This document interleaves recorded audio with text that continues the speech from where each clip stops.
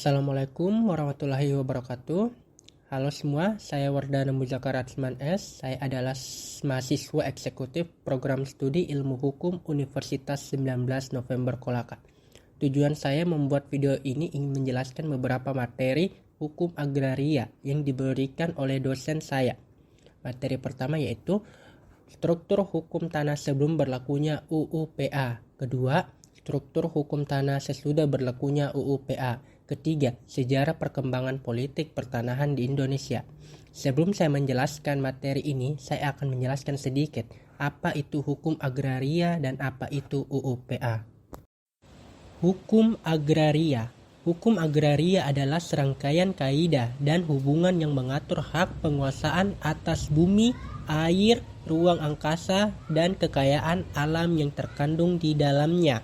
Sedangkan Undang-Undang Pokok Agraria atau yang disingkat UUPA adalah undang-undang yang mengatur tentang dasar-dasar dan ketentuan penguasaan, pemilikan, penggunaan, dan pemanfaatan sumber daya agraria nasional di Indonesia. Struktur hukum tanah sebelum berlakunya UUPA. Sebelum berlakunya UUPA di Indonesia berlaku dua sistem hukum agraria, yaitu hukum agraria adat dan hukum agraria perdata barat. Demikian juga halnya dengan hak-hak atas tanah. Ada hak-hak atas tanah menurut hukum adat dan ada pula hak-hak atas tanah menurut hukum perdata barat. Hak-hak atas tanah yang diatur menurut hukum adat disebut dengan tanah adat atau tanah Indonesia. Hukum agraria adat. Sumber pada hukum adat sifatnya tidak tertulis, jiwanya gotong royong dan kekeluargaan sesuai dengan sifat hukum adat. Meskipun hukum agraria adat tersebut pokok-pokoknya dan asas-asasnya sama, tetapi menunjukkan juga adanya perbedaan-perbedaan berdasarkan daerah atau masyarakat tempat berlakunya hukum agraria adat itu. Oleh sebab itu, tampak bahwa hukum agraria adat itu isinya beraneka ragam, sehingga disebut pluralistis. Kelemahannya tidak tegas, juga tidak memberikan jaminan kepastian hukum. Hukum agraria barat bersumber pada hukum perdata barat, khususnya yang diatur dalam KUH Perdata yang sebagian besar dimuat pada buku 2, 3, dan 4. Sifatnya tertulis, oleh sebab itu tampak formulasinya tegas dan mudah untuk dipaksakan berlakunya sebagai hukum positif. Jiwa liberal individualistis berdasarkan asas konkordansi dalam penyusunan perundang-undangan Hindia Belanda dahulu. Akibatnya, KUH Perdata Indonesia juga konkordan dengan BW Negeri Belanda yang berjiwa liberal individualistis.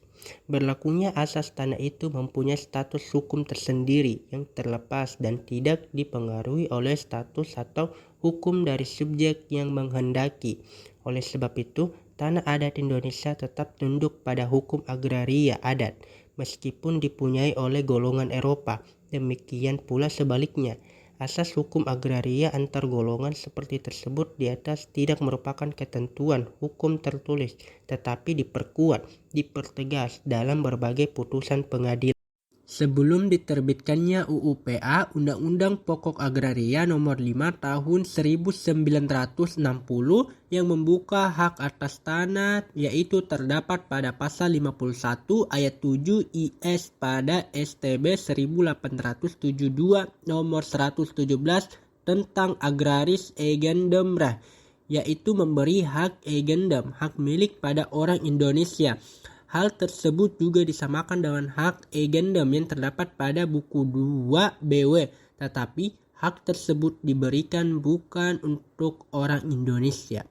Maka dengan adanya dualisme, aturan yang mengatur tentang hak-hak tanah untuk menyeragamkannya pada tanggal 24 September 1960 diterbitkan Undang-Undang Pokok Agraria Nomor 5 Tahun 1960 pada lembar negara nomor 104 1960. Nomor 5 tahun 1960 tersebut bersifat nasionalis, yaitu diberlakukan secara nasional, di mana seluruh warga negara Indonesia menggunakan Undang-Undang Pokok Agraria Nomor 5 Tahun 1960 tersebut. Dasar kenasionalan hukum agraria yang telah dirumuskan dalam UUPA ada 1. Wilayah Indonesia yang terdiri dari bumi, air, ruang angkasa, dan kekayaan alam yang terkandung di dalamnya merupakan satu kesatuan tanah air dari rakyat Indonesia yang bersatu sebagai bangsa Indonesia. Pasal 1 UUPA. 2.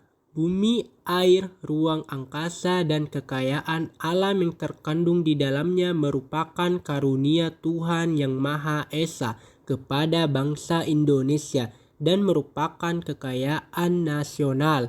Untuk itu, kekayaan tersebut harus dipelihara dan digunakan untuk sebesar-besarnya kemakmuran rakyat. Pasal 1, 2, 14, dan 15 UUPA. 3. Hubungan antar bangsa Indonesia dengan bumi, air, ruang angkasa, dan kekayaan alam yang terkandung di dalamnya bersifat abadi, sehingga tidak dapat diputuskan oleh siapapun. Pasal 1 UUPA. 4. Negara sebagai organisasi kekuasaan dari bangsa dan rakyat Indonesia diberi wewenang untuk menguasai bumi, air, ruang angkasa, dan kekayaan alam yang terkandung di dalamnya untuk sebesar-besarnya kemakmuran rakyat. Pasal 2 UUP. 5. Ulayat sebagai hak masyarakat hukum adat diakui keberadaannya. Pengakutan tersebut disertai syarat bahwa hak ulayat tersebut masih ada, tidak bertentangan dengan kepentingan nasional dan peraturan perundang-undangan yang lebih tinggi. Pasal 3 UUPA.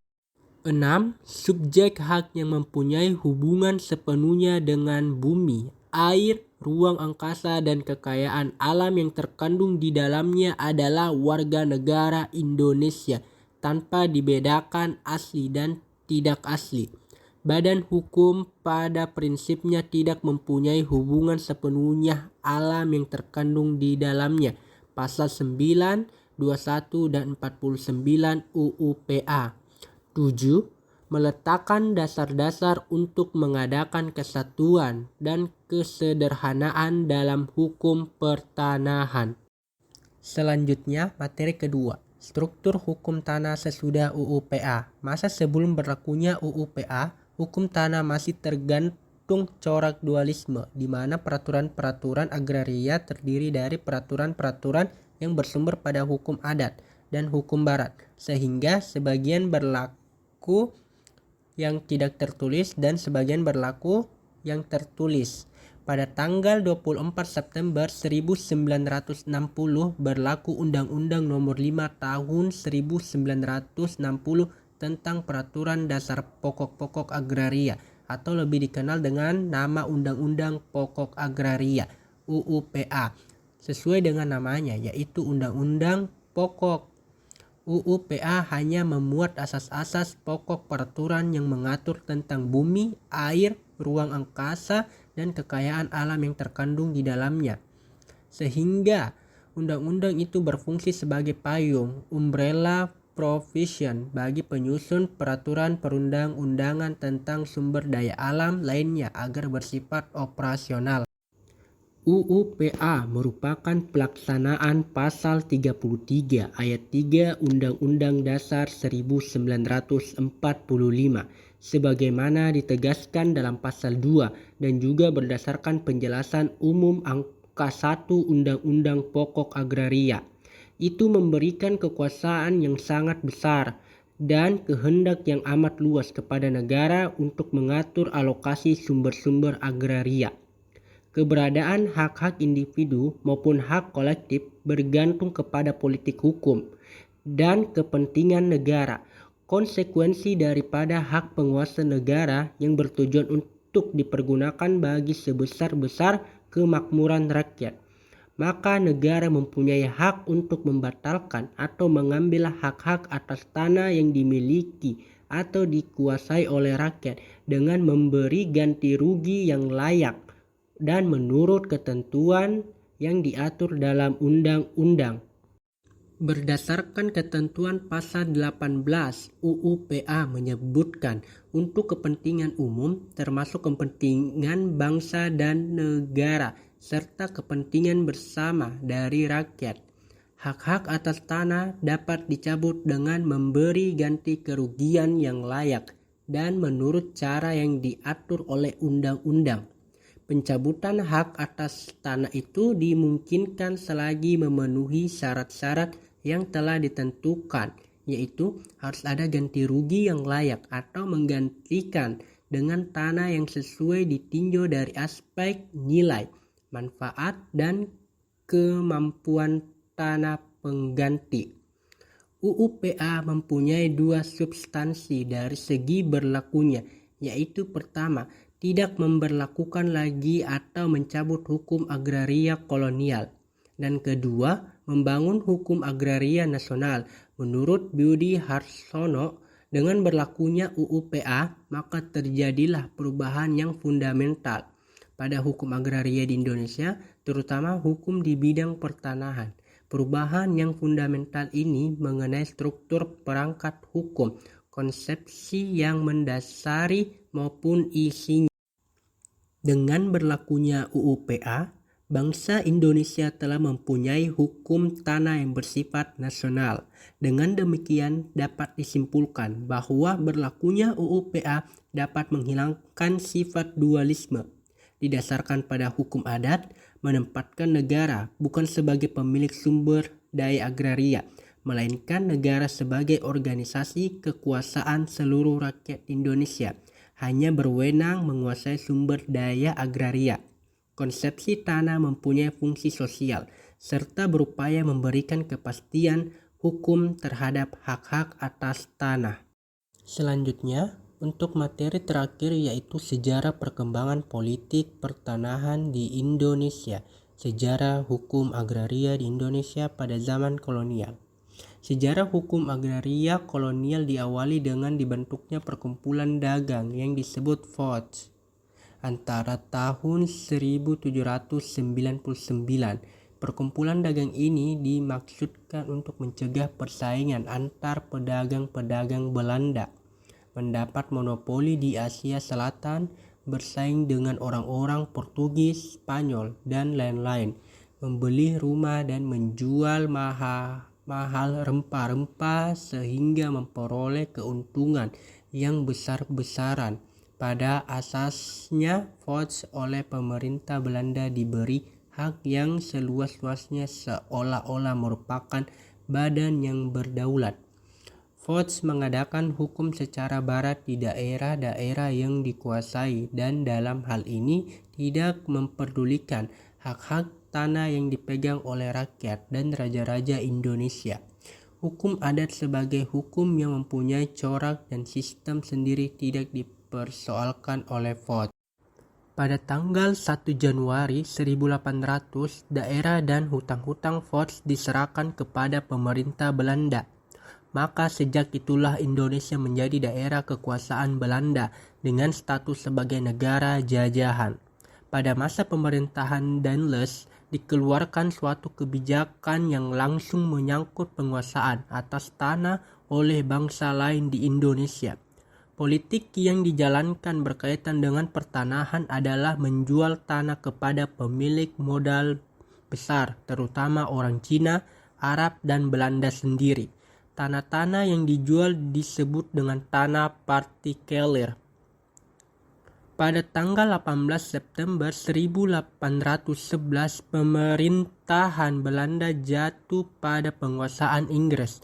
Selanjutnya, pemerintah Inggris mengangkat Thomas Stamford Raffles 1811 sampai 1816 menjadi gubernur jenderal. Dalam bidang pertanahan, Raffles mewujudkan pemikiran tentang pajak yang dikenal sebagai land rent.